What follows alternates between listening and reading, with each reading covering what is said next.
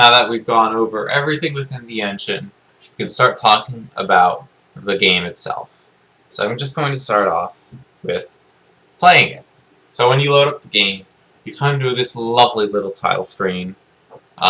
We have our rotating tank. We have a sprite here, which is actually transparent here. And then we have some text saying press space to play.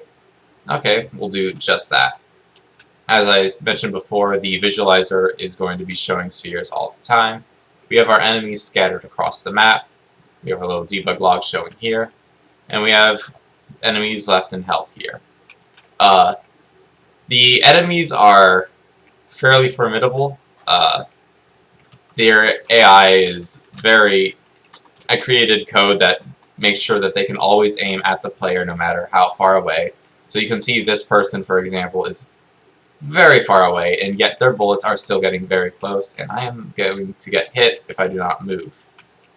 So I could go around killing them all and trigger the win state of this game, but again, I can just sit still for a little, and they'll fire at me. I lose. Oh no, after a couple seconds, we go back to our title screen.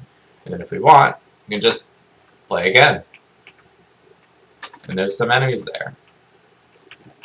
There's no time limit or anything, and I haven't been able to get multiple different types of enemies in.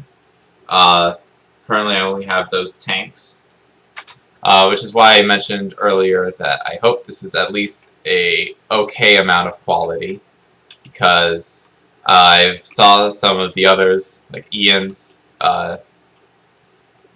and this is very little compared to his, so hopefully this is an okay amount, but it demonstrates, I think, most of the required things.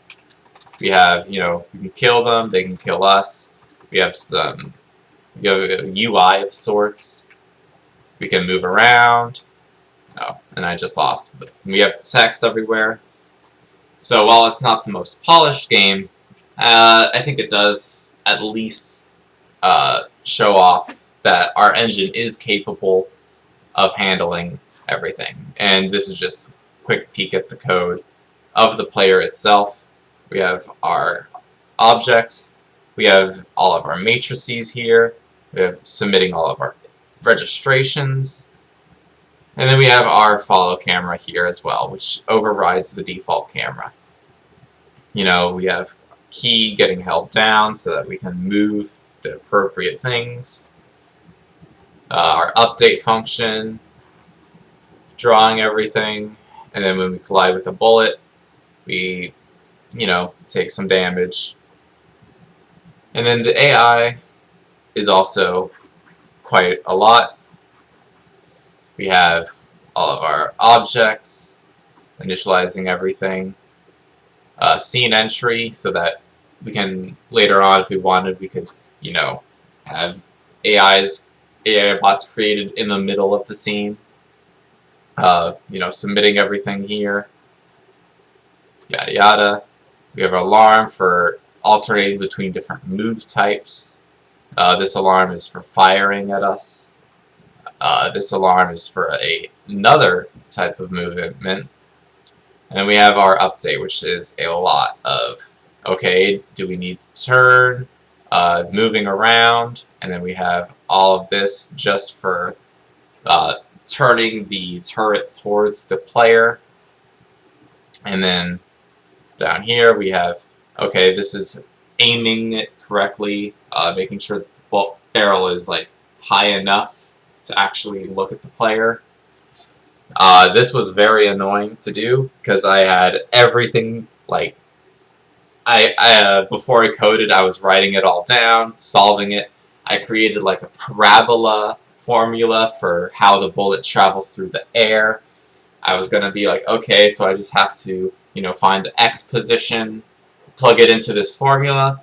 However, that formula had very, very low numbers. I'm talking, I needed to do 1 divided by 6,000. And C++ isn't very well equipped to deal with that by default. it just rounded it to 0, so I eventually had to come up with a different relationship, which I eventually found this, which works fairly well. It's not 100% accurate, but it's very, very close. We have our draws, our scene exit, and delete. So that is our little demo game.